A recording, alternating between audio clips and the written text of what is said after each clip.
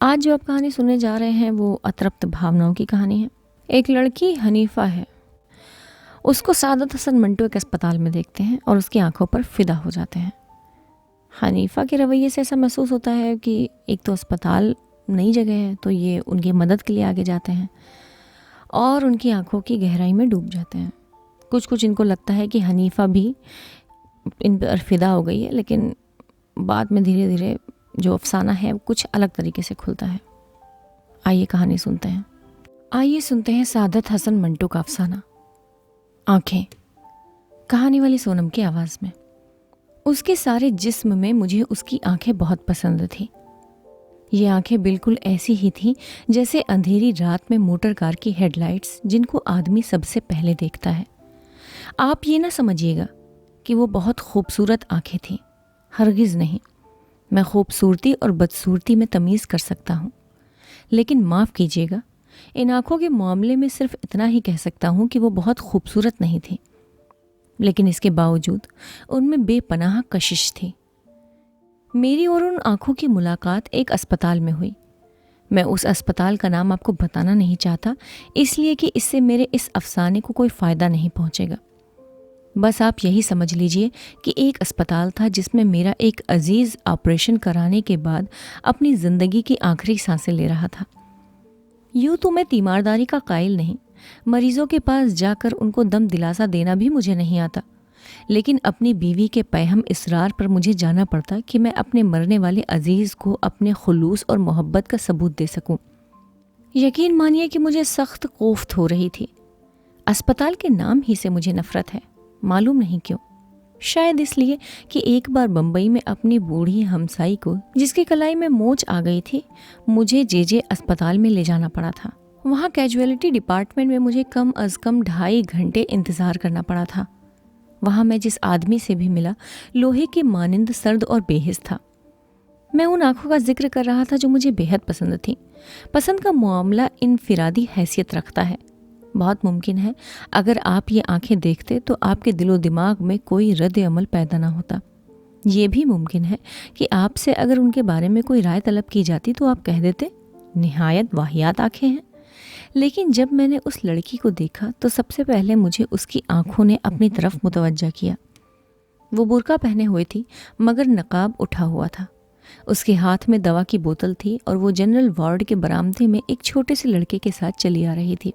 मैंने उसकी तरफ देखा तो उसकी आंखों में जो बड़ी थी न छोटी, स्याह थी न भूरी, नीली थी न सब्ज, एक अजीब किस्म की चमक पैदा हुई। मेरे कदम रुक गए, वो भी ठहर गई। उसने अपने साथी लड़के का हाथ पकड़ा और बौखलाई हुई आवाज़ में कहा, तुमसे चला नहीं जाता?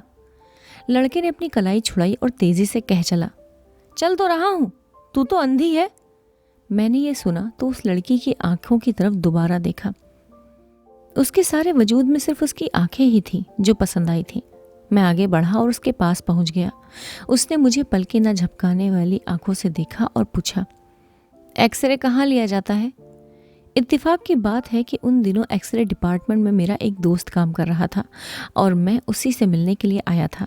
मैंने उस लड़की से कहा, आओ मैं तुम्हें वहाँ ले चलता हूँ, मैं भी उधर ही जा रहा हूँ।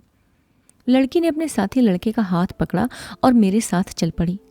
मैंने डॉक्टर सादिक को पूछा तो मालूम हुआ कि वो एक्सरे लेने में मशरूफ़ है। दरवाज़ा बंद था और बाहर मरीज़ों की भीड़ लगी थी। मैंने दरवाज़ा खटखटाया। अंदर से तेज़ो तुंद आवाज़ आई, कौन है? दरवाज़ा मत ठोको। लेकिन मैंने फिर दस्तक दी। दरवाज़ा खुला और डॉक्टर सादिक मुझे गाली देते देते रह गया। ओह, तुम हो? हाँ भाई, मैं तुमसे मिलने आया था। दफ्तर में गया तो मालूम हुआ कि तुम यहाँ हो। आ जाओ अंदर। मैंने लड़की की तरफ देखा और उससे कहा, आओ, लेकिन लड़के को बाहर ही रहने दो। डॉक्टर सादिक ने हौले से मुझसे पूछा, कौन है ये? मैंने जवाब दिया, मालूम नहीं कौन है, एक्सरे डिपार्टमेंट को पूछ रही थी। मैंने कहा, चलो मैं लिए चलता हूँ। डॉक्टर सादिक ने दरवाज़ा और ज़्यादा खोल दिया। मैं और वो लड़की अंदर दाखिल हो गए। 4-5 मरीज़ थे। डॉक्टर सादिक ने जल्दी जल्दी उसकी स्क्रीनिंग की और उन्हें रुखसत किया। इसके बाद कमरे में हम सिर्फ 2 रह गए, मैं और वो लड़की। डॉक्टर सादिक ने मुझसे पूछा, इन्हें क्या बीमारी है? मैंने उस लड़की से पूछा, क्या बीमारी है तुम्हें? एक्सरे के लिए तुमसे किस डॉक्टर ने कहा था? अंधेरे कमरे में लड़की ने मेरी तरफ देखा और जवाब दिया, मुझे मालूम नहीं क्या बीमारी है। हमारे मोहल्ले में एक डॉक्टर है, उसने कहा था कि एक्सरे लो। डॉक्टर सादिक ने उससे कहा कि मशीन की तरफ आए। वो आगे बढ़ी तो बड़ी जोर के साथ उससे टकरा गई। डॉक्टर ने तेज लहजे मुझसे कहा, क्या तुम्हें सुझाई नहीं देता? लड़की खामोश रही। डॉक्टर ने उसका बुर्का उतारा और स्क्रीन के पीछे खड़ा कर दिया। फिर उसने स्विच ऑन किया। मैंने शीशे में देखा तो मुझे उसकी पसलियां नजर आईं। उसका दिल भी एक कोने में काले से धब्बे की सूरत में धड़क रहा था। डॉक्टर सादिक 5-6 मिनट तक उसकी पसलियों और हड्डियों को देखता रहा। इसके बाद उसने स्विच ऑफ कर दिया और रोशनी करके मुझसे मुखातिब हुआ, छाती बिल्कुल साफ है। लड़की ने मालूम नहीं क्या समझा, अपनी छातियों पर जो काफ़ी बड़ी थी दुपट्टे को दुरुस्त किया और बुर्का ढूंढने लगी। बुर्का एक कोने में मेज़ पर पड़ा था। मैंने बढ़कर उसे उठाया और उसके हवाले कर दिया। डॉक्टर सादिक ने रिपोर्ट लिखी और उससे पूछा, तुम्हारा नाम क्या है? लड़की ने बुर्का ओढ़ते हुए जवाब दिया, जी मेरा नाम हनीफ़ा है। हनीफ़ा? डॉक्टर सादिक ने उसका नाम पर्ची पर लिखा और उसको दे दी। जाओ ये अपने डॉक्टर को दिखा देना। लड़की ने पर्ची ली और कमीज़ के अंदर अपनी अंगिया में उड़स ली। जब वो बाहर निकली तो मैं गैर इरादी तौर पर उसके पीछे पीछे था, लेकिन मुझे इसका पूरी तरह एहसास था कि डॉक्टर सादिक ने मुझे शक की नज़रों से देखा था। उसे जहाँ तक मैं समझता हूँ इस बात पर यकीन था कि उस लड़की से मेरा ताल्लुक़ है। हालांकि जैसा आप जानते हैं ऐसा कोई मामला नहीं था, सिवाय इसके कि मुझे उसकी आंखें पसंद आ गई थी। मैं उसके पीछे पीछे था। उसने अपने साथ ही लड़के की उंगली पकड़ी हुई थी। जब वो तांगों के अड्डों पर पहुंचे तो मैंने हनीफ़ा से पूछा, तुम्हें कहाँ जाना है? उसने एक गली का नाम लिया तो मैंने उससे झूठ मूठ कहा, मुझे भी उधर ही जाना है, मैं तुम्हें तुम्हारे घर छोड़ दूंगा। मैंने जब उसका हाथ पकड़कर तांगे पर बिठाया तो मुझे महसूस हुआ मेरी आंखें एक्सरेज का शीशा बन गई हैं। मुझे उसका गोश्त पोश्त दिखाई नहीं देता था, सिर्फ ढांचा नजर आता था। लेकिन उसकी आंखें जो बिल्कुल साबित और सालिम थीं, जिसमें बेपनाह कशिश थी। मेरा जी चाहता था उसके साथ बैठूं, लेकिन ये सोचकर कि कोई देख लेगा, मैंने उसके साथी लड़के को उसके साथ बिठा दिया और आप अगली नशिस्त पर बैठ गया। मैं सादत हसन मंटो हूँ। मंटो? ये मंटो क्या हुआ? कश्मीरियों की एक जात है। हम भी कश्मीरी हैं। अच्छा, हम कुंग दाइस हैं। मैंने मुड़कर उससे कहा, ये तो बहुत ऊंची जात है। वो मुस्कुराई और उसकी आंखें और ज़्यादा पुरकशिश हो गईं।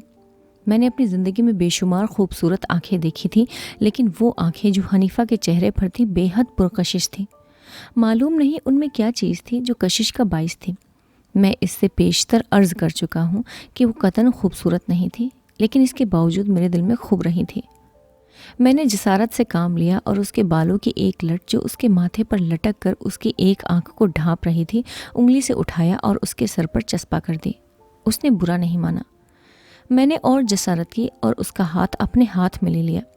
इस पर भी उसने कोई मुजाहमत नहीं की और अपने साथी लड़के से मुखातिब हुई, तुम मेरा हाथ क्यों दबा रहे हो?